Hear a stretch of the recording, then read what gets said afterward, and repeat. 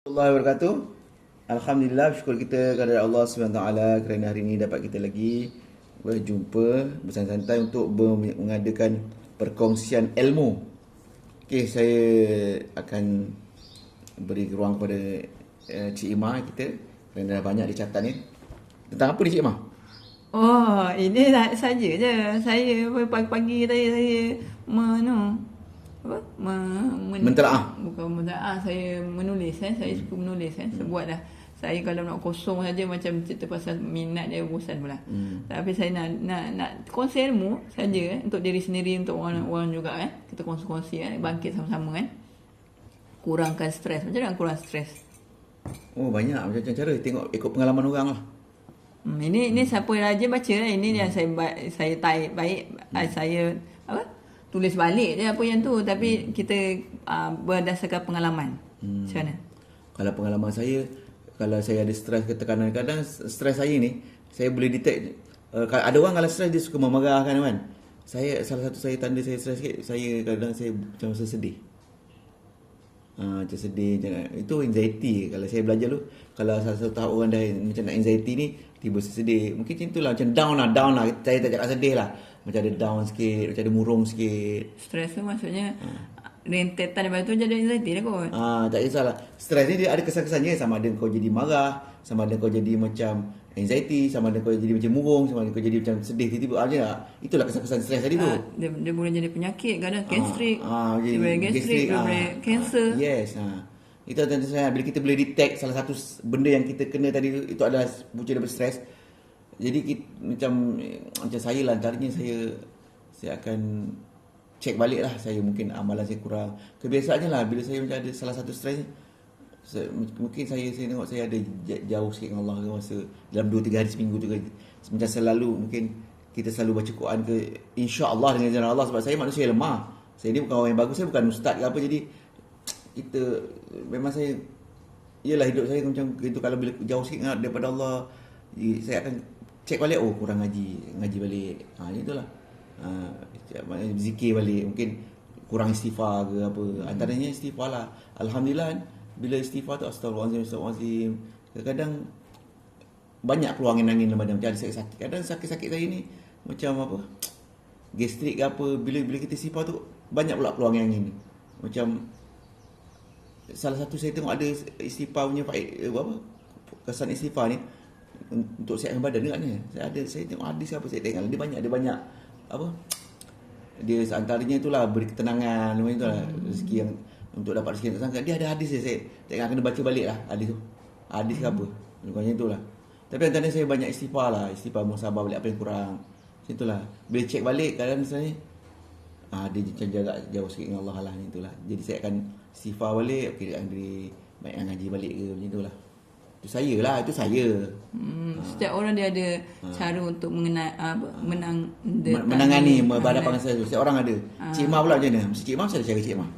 Saya kalau ikutkan, yalah, awak punya ujian orang, setiap orang ni masing-masing tak sama Ada kalau awak nak tinggikan darjat dia, ujian dia besar-besar. Sebab tu para nabi tu ujian dia besar-besar. Bukan bila kita tengok dia banyak ujian ni tanda Allah tak sayang, bukan. Para nabi, wali lagi banyak lagi ujian, lagi tinggi dia dan darjat, lagi tinggi Allah bagi ujian dia. Faham tak? Jangan sangka bila kita tengok dia macam-macam masalah, itu mesti jahat. Bukan. Sebab kalau Allah sayang, dia lagi uji orang tu. Sebab kita tak kena, jangan kata tengok je dia. Tak, kau tak kena lagi. Kalau cuba Allah campak sikit, macam mana? Sebab para nabi wali dia punya ujian besar-besar. Memang tekanan lah. Bila ujian tu tekanan lah. Boleh tak ada tu.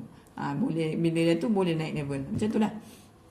Jadi saya memang pun banyak juga stres juga dulu. Jadi mungkin saya banyak dosa kan Jadi saya puasa lah sebab saya nak saya rasa banyak dosa kan. Saya pernah ada baca satu hadis ni, dia kata apa yang kita buat amalan baik ni, macam buat amalan baik macam zikir ke apa benda, itu hanya untuk menutup kifarah kita je. Yang paling itu dia kata puasa.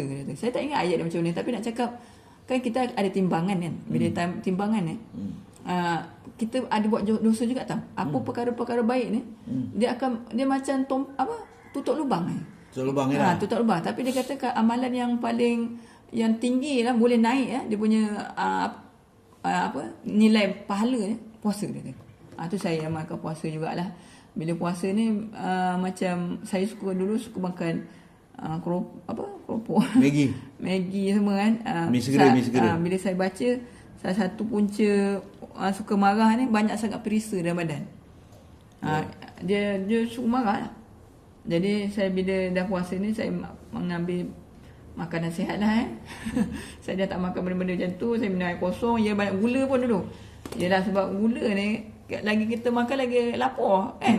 Tapi nasib baik dahaga. Lagi dahaga. Kadang-kadang itulah. Alhamdulillah lah, saya tak adalah gemuk sangat dulu kan. Dulu tak sampai, tak adalah gemuk. Dia macam overweight sikit je, tak teruk sangat. Dan sekarang ni bawah dah okey dah. Sebab itu dulu sebab dulu kan macam kita stres makan yang saya ingat macam tu. Bila kita stres, kita kena makan. Rupanya salah lah kita punya tindakan. Macam geram lah makan, geram lah makan. Itu yang jadi gemuk. Dari dulu lah tak adalah gemuk sangat. Tapi macam tu lah. Saya ajak, saya tak body shaming kat orang. Saya cakap diri saya sendiri yang mana macam ni saya nak jadi okey balik diri saya kan. Saya rasa macam banyak dosa saya puasa kan. Alhamdulillah, lepas ni saya lebih tenang sikit. Sebab cara nak tangani stres ni, caranya kena cari kegembiraan, kena cari bahagia dalam diri dan tenang. Macam mana nak jadikan diri kita tenang dan bahagia? Adalah macam-macamnya. Cara yang paling utama je, kalau kita percaya pada Allah, memang kita cari Allah dulu.